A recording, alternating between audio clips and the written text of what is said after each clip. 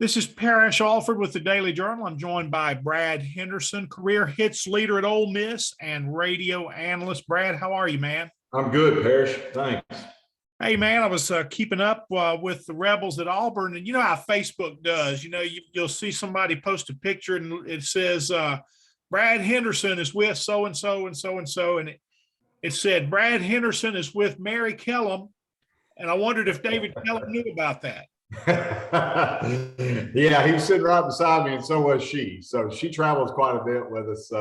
And David doesn't have a Facebook account, so I can't tag him. I see David. But yeah, she sits up there with us and listens. It's funny because she sits with us, but she listens to our broadcast while we're talking. Okay.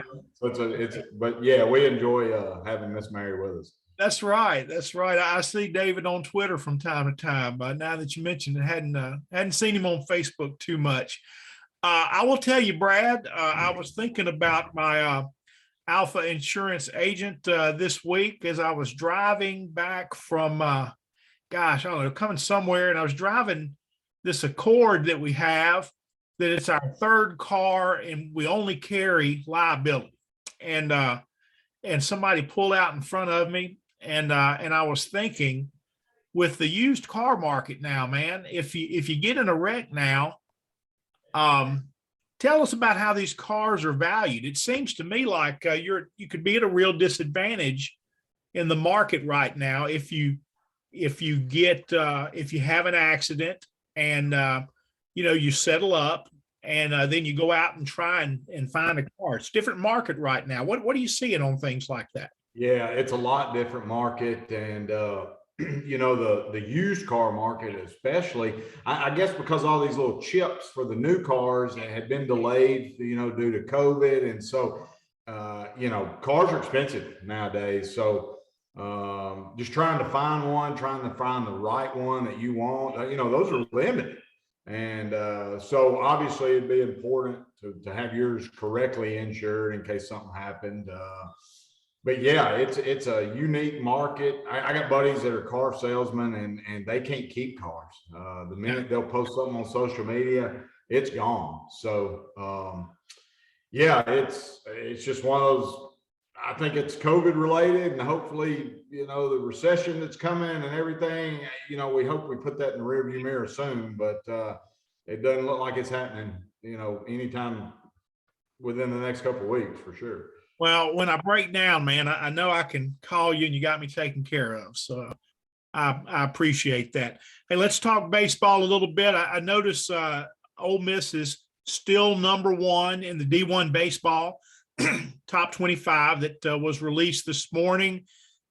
Brad, does this look like a number one ranked team to you? I mean, I look and I see I see a team that's pretty good on offense most of the time. I see a team still trying to find its starting pitching. What do you see?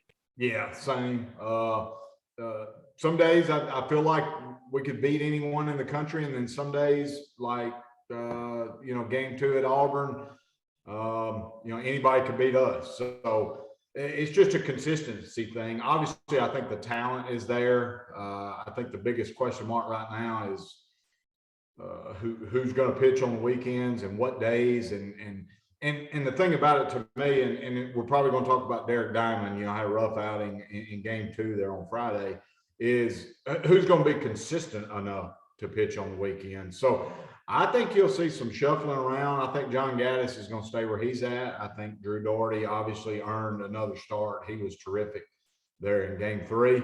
And then it's, I'm not writing Derek off by any means, but, it's been up or down, to be honest. There's been times he's been really good and it's not only is it game by game, but sometimes it's inning by inning. So, I think there's a chance for Hunter Elliott from Tupelo to get an opportunity. I think if Washburn can continue to throw strikes, I think there'll be an opportunity for him just because his stuff is that good. But, at one point his strikeout to walk ratio wasn't great. But I think he's going to continue to get better. I think he's going to get some midweek starts. And but this is the time, you try and figure it out. You'd like to know who's 1, 2, 3, but I think you'll see a lot of shuffling with a lot of teams. at least through the first half of this conference season. You mentioned Elliott and Washburn, and certainly they come to mind. Are there other guys, other candidates who could get in that mix if Mike chooses to make a start, or make a change in his weekend starters? Yeah, I think Riley Maddox has got a chance. I think Mason Nichols has got a chance, which we didn't have this many options last year. So it's just going to be a matter. I think from this point on, at least for the short time, you're going to see Gaddis go on Friday, and they're going to try and piece the pen together to get that win. I don't know what they're going to do this Saturday. And then you're going to see the reason they were TBA on game 3 was because if they needed Doherty to win the game 2 on Friday, they were going to use him and get secure the series and then probably throw Elliott on Sunday. They didn't have to do that on Saturday or this game 2 Friday because they got blown out. So they were able to use some guys down the list in the pen and not really burn some of their go-to guys. So I think they're going to piece the weekends together just to win games, and I don't think that's uncommon. I think we saw Mississippi State do that quite a bit last year. I know they did against us, especially on even Friday, Bednar threw 2 to 3 innings and here they come with that really good pen last year. So I think we may be similar in that aspect. And then we'll just see how things play out. But guys got to get more consistent for there to be a defined 1, 2, 3 on the weekend. Yeah, you mentioned Riley Maddox, and he was one I thought, Brad, the way this Auburn series played out, it was like the Friday game game 1 got out of hand in Ole Miss's favor, and it looked like Mike really was saving his A-list relievers, so to speak. Then game 2 got out of hand in Auburn's favor. It's kind of the same thing. I mean, we saw Josh Ballott's getting a game. Hadn't seen much from him. What did you think of his performance? Yeah, that was his second outing, and both have been pretty good. He's trying to earn a spot. Fighting.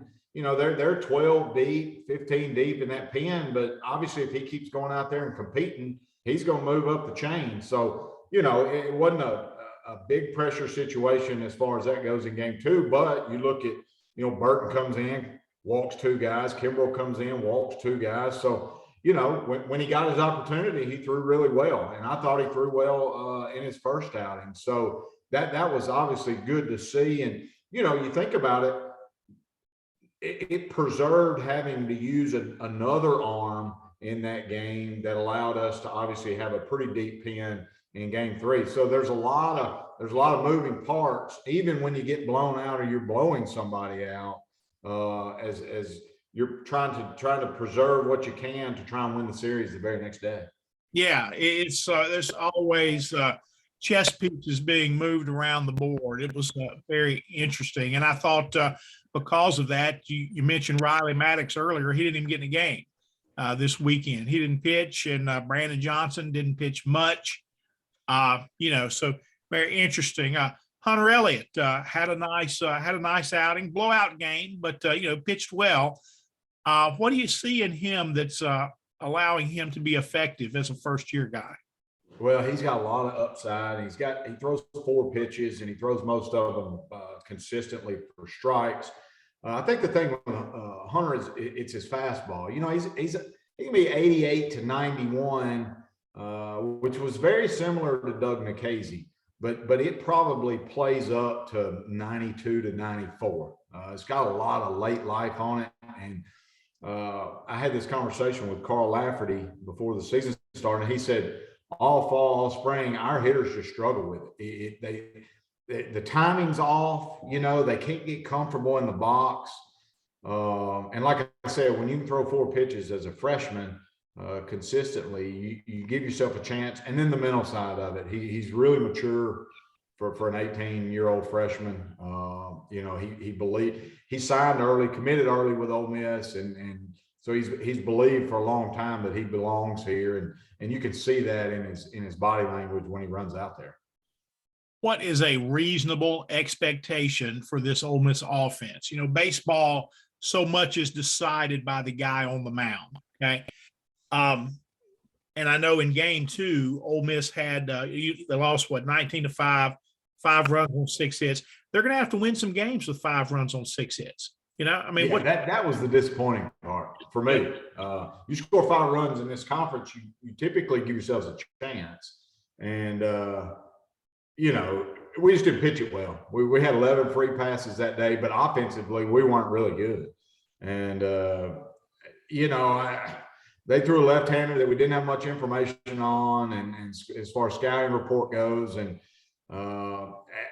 I want to chalk it up to it's just one of those days, you know, that they just didn't have a good day. The one thing I've noticed with our offense is when it gets going, it's pretty contagious, and it trickles and it snowballs. But when we're going bad, the same effect happens. You know, when you go up there and see Gonzalez struggle and Chatagnier struggle and Elko strike out 2 or 3 times, well, then you start to see the rest of the lineup kind of fall with that, which is not a good thing.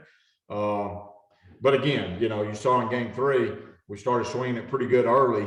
And so a guy like Hudson Sapp comes in there for an injured TJ McCants, and he's got all the confidence in the world because everyone else has swung it good that day. And he hits a double off the wall. That was a huge at bat at the time. So, you know, you're going to take the good with the bad, but I just think mentally on those days, not everyone's swinging it good.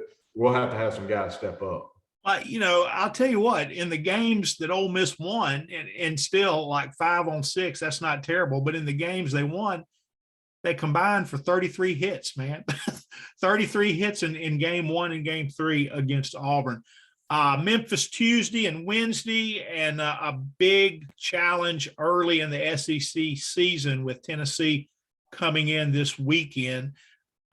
Before the Vols get here, Memphis is a team Ole Miss has, you know, struggled with in the past. Those wins typically aren't gimme games. You know, what do you know about the Tigers? Yeah, no, you know, obviously Memphis being so close, it's kind of a cross-border rivalry, you know, if you want to call it. And a lot of these kids played together, played against each other growing up in summer ball and stuff like that. They all have a lot of relationships, and you know, Memphis will be ready to play. They always are. They'll always have a good club, and this will be Darren Schoenrock's you know, final year there. So obviously he's trying to go out a winner. But yeah, it's that midweek challenge. We get them back-to-back days, so we'll be a little limited on pitching, you know, as we won't burn a lot of guys heading into such a huge weekend. But you know, tomorrow's going to be interesting. The weather obviously could play a part in it. It's going to rain for the most part of the day tomorrow, so we'll see how that goes. And we get them in AutoZone tomorrow, so it should be a good crowd, weather pending, and then they'll come to Oxford on Wednesday.